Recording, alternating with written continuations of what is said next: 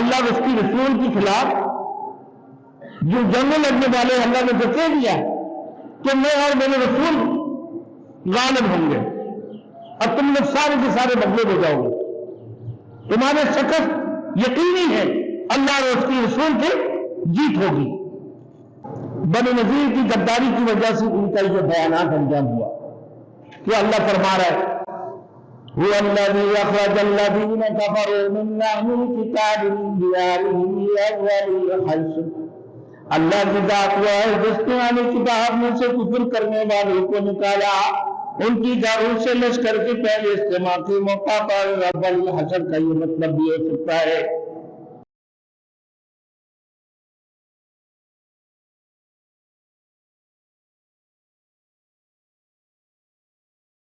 Thanks for watching. Don't forget to like, comment, share and subscribe to Maulana Habibullah Ruhani Official.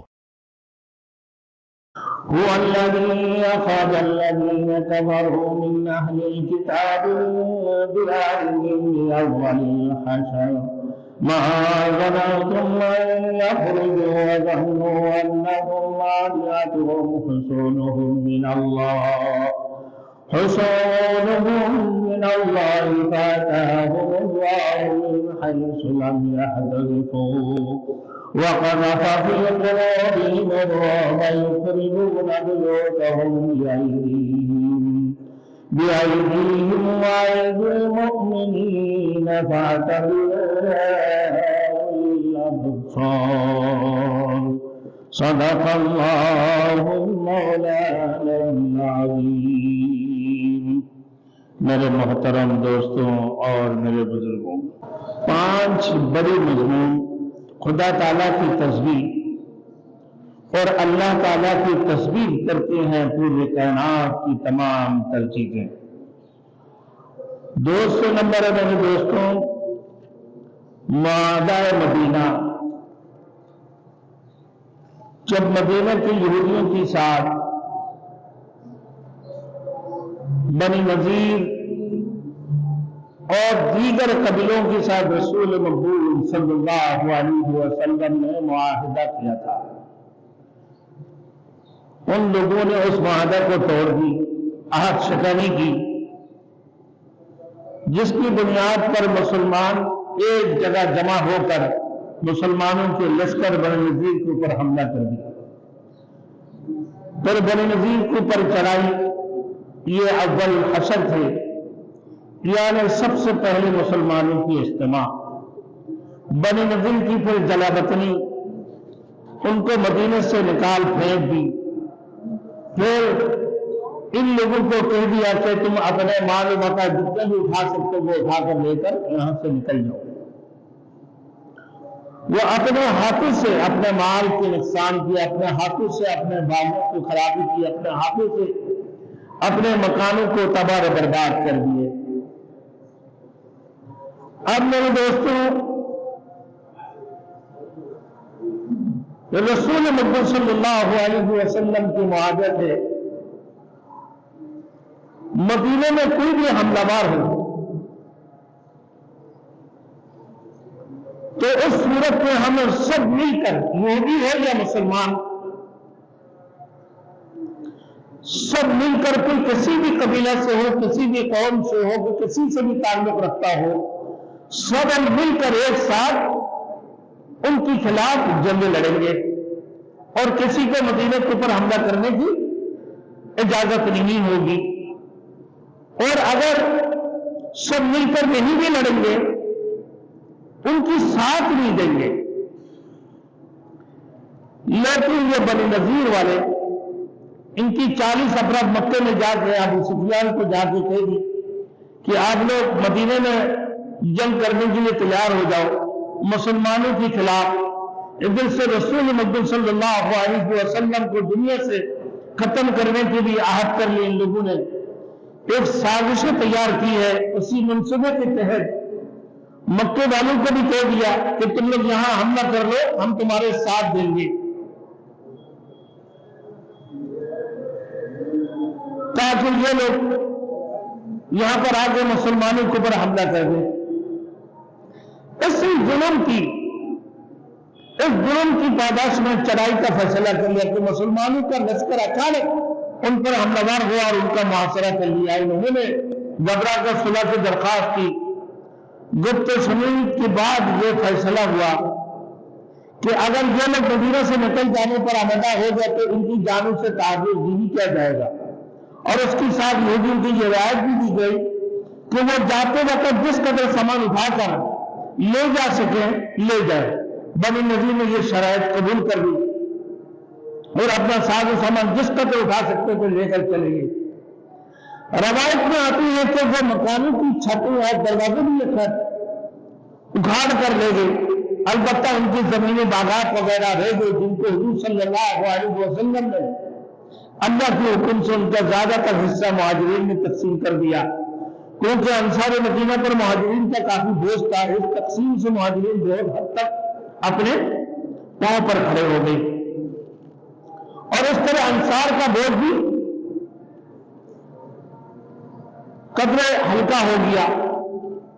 حضور صلی اللہ علیہ وسلم نے اس میں سے اپنے گھر کے اخراجات کے لیے بھی حصہ مقرر فرمایا اور جو کچھ بچ گئے اس اللہ تعالیٰ کے راستے میں خرچ کر دیا. بہرحال بنی نذیر کی غداری کی وجہ سے ان کا یہ بیانات انجام ہوا کہ اللہ فرما رہا ہے هو الذي أخرج الذين كفروا من أهل الكتاب من ديارهم لأول حيث. اللہ کی ذات وہ ہے جس نے اہل کتاب میں سے کفر کرنے والوں کو نکالا ان کی گھروں سے لشکر کے پہلے اجتماع کے موقع پر. رب الحشر کا یہ مطلب بھی ہو سکتا ہے سب سے پہلے ان کی گھروں سے نکالنے کا عہد کر لیا مسلمانوں نے. مسلمانوں کی لشکر چاروں طرف سے ایک جگہ جمع ہو کر ان کے اوپر حملہ کر دی. ان کو ترک وطن کے لیے اکٹھا کیا اور وہ اپنا گھر بار چھوڑ کر چلے جانے پر مجبور ہو گئے. ان میں سے اکثر شام اور فلسطین کی طرف چلے گئے. تاہم دو خاندان حی بن اخطب اور ابو الحقیق خیبر میں آباد ہو گئی. ایک اور خاندان عراق کی طرف چلا گیا. ان کی قلعے اور مکانات اس قدر مضبوط تھے کہ فرمایا ما ظننتم. ایک خاندان عراق کی طرف چلا گیا. ان کی قلعے اور ان کی مکانات اس قدر مضبوط تھے کہ آپ لوگ اس بات کی گمان نہیں کر سکتے تھے, یہ خیال نہیں کرتے تھے کہ یہ لوگ آسانی سے نکل جائیں گے,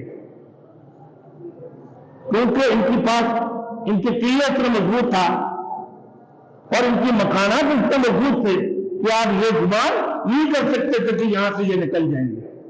وَظَنُّوا أَنَّهُمْ مَانِعَتُهُمْ حُصُونُهُمْ مِنَ اللَّهِ. اور وہ خود بھی یہی گمان کرتے کہ ان کی قلعہ اللہ سے ان کو حفاظت کرے گا, اللہ سے کوئی اس کو بچا سکتا ہے. اللہ اس کی رسول کے خلاف جو جنگ لڑنے والے اللہ نے بتا دیا کہ میں اور میرے رسول غالب ہوں گے اور تم لوگ سارے کے سارے بدلے ہو جاؤ گے. تمہارے شکست یقینی ہے اللہ اور اس کی رسول کی جیت ہوگی, کیونکہ کہ اللہ سے ہمارے یہ مکان ہمارے یہ قلعہ اللہ سے ہمیں حفاظت کرے گا. یہ ان کے خیال ہے, یہ ان کا سوچ ہے. اور مسلمانوں کو یہ سوچ ہے کہ آپ یہ کبھی گمان نہیں کر سکتے کہ آپ نے اتنی مضبوط مکانات اور اپنے مضبوط قلعے کو چھوڑ کر یہ یہاں سے نکل پڑیں گے. مگر اللہ نے ان کو اسی طریقے سے سزا دی اور ان پر اس طرح عذاب آیا جو کہ وہ گمان بھی نہ تھا ان کا. اس سے اللہ نے سزا دی. فَآتَاهُمُ اللَّهُ مِنْ حَيْثُ لَمْ يَحْتَسِبُوا. پھر ان کی بس اللہ کی طرف سے ایسا عذاب آیا جو ان کی گمان میں بھی نہیں تھا. یہ سب ان کی سازشوں اور غداری کا نتیجہ تھا جو ان کو بھگتنا پڑا. اگر یہ غداری نہیں کرتے تو اللہ کے رسول صلی اللہ علیہ وسلم سے ان لوگوں نے معاہدہ کر لی. معاہدہ یہ تھے کہ مدینے کے خلاف, ریاست مدینے کے خلاف کوئی بھی حملہ وار ہو تو ہمارے یہاں جمہوریت ہے. کس چیز کی جمہوریت؟ کہ بنی نذیر ہو, اوٹ ہو, خجرس ہو, جو بھی ہوگی تو یہی معاہدہ کہ ہم سب مل کر مدینے والے ان کے خلاف کافروں کے خلاف لڑیں گے, اور اگر نہیں بھی لڑیں گے تو ہم کوئی ان کی ساتھ نہیں دیں گے، خاموش رہیں گے، مسلمان لڑتے رہیں گے ان سے، لیکن آپ تو خاموش رہو گے۔ آپ یہ چوری چپ کے ایک وفد بنی نذیر کا 40 آدمی اکٹھا ہو کر ابو سفیان کے پاس مکے میں پہنچے۔ وہاں جا کر قریشیوں کو کہنے لگا، قریشیوں آج اور تم مدینے کے خلاف جنگ لڑنے، ہم تمہارے ساتھ دیں گے۔ پیچھے سے یہ بھی سازش کر لی کہ رسول مقبول صلی اللہ علیہ وسلم کی نعوذ باللہ خاتمہ کر دیں گے۔ اللہ رب العزت نے وحی کے ذریعے سے بتا دی اللہ کے رسول کو کہ فلاں دیوار کے پاس نہیں بیٹھنا، تو اسی دیوار سے اللہ کے رسول نے ہٹ کر بیٹھے۔ اللہ نے اپنے رسول کی حفاظت فرما دی، کیونکہ رسول کہ میں اور میرے رسول ہی غالب رہیں گے، اللہ نے فرما دی ہے۔